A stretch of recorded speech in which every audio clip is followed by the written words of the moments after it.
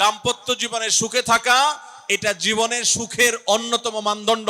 যার দাম্পত্য জীবনে সুখী না, সে অনেক সম্পদশালী হতে পারে, অনেক প্রভাবশালী হতে পারে, অনেক পদের অধিকারী হতে পারে, অনেক বড় দায়িত্বশীল হতে পারেন, অনেক বড় নেতা হতে পারেন, অনেক বড় পরিচিত পপুলার মানুষ হতে পারেন, তিনি সুখী না।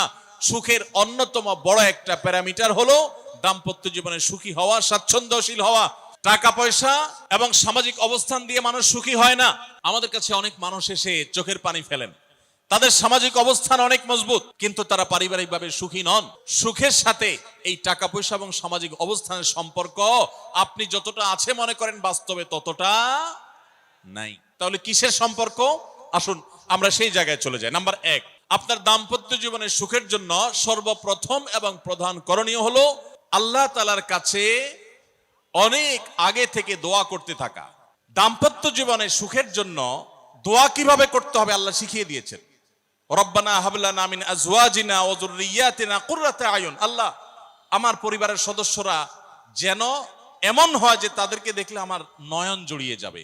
ওয়াজআলনা লিল মুত্তাকিনা ইমামা, আর আমাদের সবাইকে, গোটা পরিবারকে আপনি মুত্তাকিদের ইমাম বানায় দেন, সৎ মানুষ বানায় দেন। কারণ সৎ যদি না হয়, আল্লাহভীরু যদি না হয়, তাহলে কখনো তাদের মাধ্যমে আপনি সুখ শান্তি পেতে পারেন না। তাহলে প্রথম করণীয় দাম্পত্য জীবনের সুখের জন্য, সুখী দাম্পত্যের জন্য আল্লাহর কাছে দোয়া করতে থাকা। সূরা ফুরকানের ৭৪ নম্বর আয়াত, এর পাশাপাশি আরো যত আয়াত আছে, অথবা সাধারণভাবে আপনি আল্লাহর কাছে, আল্লাহ আমি ভালো সঙ্গী যেন পাই সেজন্য দোয়া করতে থাকবো। আল্লাহ আমাদেরকে তৌফিক দান করুন। দাম্পত্য জীবনের সুখের জন্য দ্বিতীয় গুরুত্বপূর্ণ বিষয় হলো জীবন সঙ্গীর সঙ্গে নির্বাচন করার ক্ষেত্রে অন্য যাই থাকুক আর না থাকুক, ধার্মিকতা আছে কিনা এটা দেখতে হবে। এটা যদি দেখেন তাহলে সেক্ষেত্রে ইনশাআল্লাহ আপনি সুখী হবেন। এখানে মুশকিল হলো আজকাল মেয়েদের বোরকা পরলেই মনে করা হয় ধার্মিক, ছেলেরা নামাজ পড়তেছে মনে করা হয় ধার্মিক।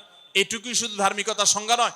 ধার্মিকতার সবচেয়ে বড় সংজ্ঞা হলো কোরআন এবং হাদিসের সামনে সে নিজেকে আত্মসমর্পণ করে কিনা, সে সারেন্ডার করে কিনা।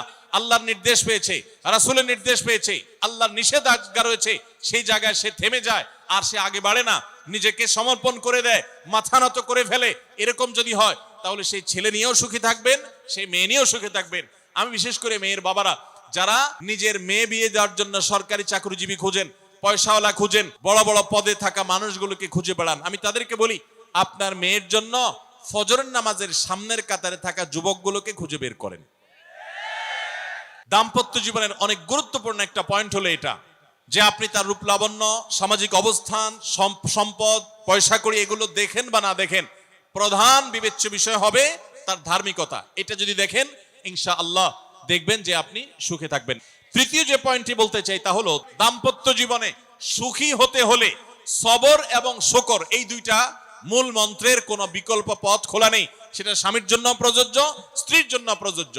স্বামী হিসাবে আপনি স্ত্রীর অনেক অনিয়ম দেখতে পাবেন, অনেক কিছু দেখতে পাবেন, আপনার আকাঙ্ক্ষা, আপনার চাহিদা, প্রত্যাশার বিপরীত, আপনাকে সবর করতে হবে। দাম্পত্য জীবনে টুকটাক সমস্যা হবেই, এটা প্রত্যাশিত, মনে রাখবেন। এই জিনিসটা যদি আপনি আগে থেকে মাথায় রাখেন তাহলে আপনার কষ্ট অনেকখানি দূর হয়ে যাবে। দাম্পত্য জীবনে যদি স্বামী স্ত্রী উভয়ে যদি ধৈর্যশীল না হয়, সবরকারী না হয়, হুটহাট রিয়াকশন করে ফেলে, কখনো দাম্পত্য জীবনে সুখী হওয়া সম্ভব নয়। আপনার স্বামীটা হয়তো অমানুষ, সে আপনাকে গালিগালাজ করে কিন্তু চরিত্রহীন না। অনেকের স্বামীটা খুব ভদ্র কিন্তু চরিত্রহীন, ব্যবহার ভালো করে চরিত্রহীন, তাদের কষ্ট আপনার চাইতে কম না, নিশ্চয় আপনি তার চাইতে ভালো আছেন। মানুষ এভাবে যখন ভালো দিকগুলো চিন্তা করবে তখন তার ভিতরে শুকর আসবে। তাহলে দাম্পত্য জীবনে সুখ শান্তির জন্য তৃতীয় করণীয় হলো সবর এবং শুকরের চর্চা করা। আল্লাহ আমাদের সবাইকে তৌফিক দান করুন। 4 নম্বর হলো স্বীকৃতি দিতে জানা। অনেক লোক আছে নিজেকে খুব শিয়ানা মনে করে, স্বামী হয়ে বউর তারিফ করতে রাজি না, বউ হয়ে স্বামীর তারিফ করতে। দাম্পত্য জীবনের সুখের জন্য একে অন্যের তারিফ করার কোনো বিকল্প নাই। এই জন্য দাম্পত্য জীবনে সুখ শান্তির জন্য একে অন্যকে ভালোবাসা, প্রশংসা করতে জানা, বিশেষ করে স্বীকৃতি দিতে জানা, ভালো গুণগুলোর কথা বলা, এটা হারিয়ে গেছে। অনেকে মনে করে যে না, ভালো গুণ বললে মাথায় উঠবে, এটা ভুল। মাথায় উঠবে সেটা ব্যালেন্স করার জন্য আপনাকে অন্য কাজ করতে হবে, কিন্তু তাহলে প্রশংসা করতে কার্পণ্য করা যাবে না, স্বীকৃতি দিতে হবে। 5 নম্বর হলো দাম্পত্য জীবনের সুখ শান্তির জন্য একে অন্যের কনসার্নের জায়গাগুলো আছে, ইস্যুগুলো আছে, এগুলোকে মাথায় রেখে চলতে হয়। যেমন আপনি স্বামী হিসাবে বউয়ের বাপের বাড়ির মানুষদের বদনামি থাকলেও করবেন না, কারণ কোনো মেয়ের কাছেই নিজের বাপ মা, নিজের ভাই বোনের কোনো দোষ শুনতে ভালো লাগে। ঠিক একইভাবে মা বোনরা যারা আছেন তারা স্বামীদের দুর্বল পয়েন্টগুলোকে মাথায় রাখবেন। যে কথা বললে স্বামী স্ত্রী উভয় জানেন যে যেটা বললে তার মনে কষ্ট হয় সেটা তাকে বলবেন না। এই বিষয়গুলো মাথায় রেখে চলা যে কি বললে তার কষ্ট হয়, ইনশাআল্লাহ এতে দাম্পত্য জীবনে সুখ শান্তি হবে।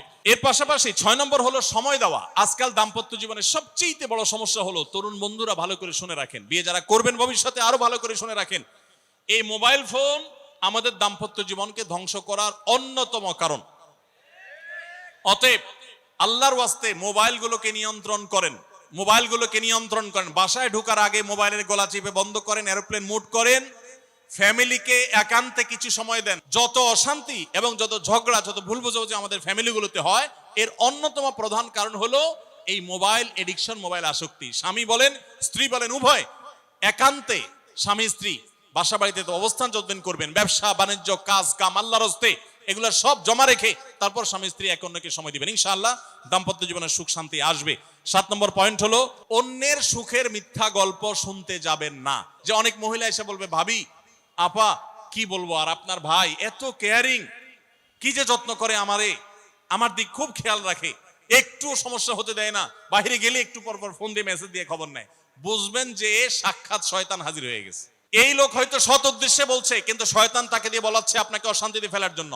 মনে রাখবেন তাদের সংসারে এমন এমন অশান্তি হয় যেগুলো হয়তো আপনাদের হয় না, শুধুমাত্র শয়তান ওইগুলো আপনার সামনে হাজির করছে। খবরদার, ওইগুলো দেখে খুব সহজে একে অন্যের প্রতি জাজমেন্ট করতে যাবেন না। 8 নম্বর, ক্ষমা করতে শেখা। দেখুন, ক্ষমা করতে না পারলে দাম্পত্য জীবনে কেন কোন জীবনে আপনি কখনো সুখী হতে পারবেন না।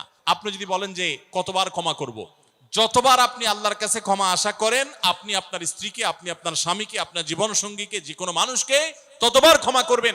আপনি জীবনে একই পাপ কতবার করেন আল্লাহ মাফ করবেন আশা করেন না, তাহলে আপনার আল্লাহর বান্দাকে কেন আপনি ক্ষমা করবেন না? বিধায় ক্ষমা করা এটা শিখতে হবে।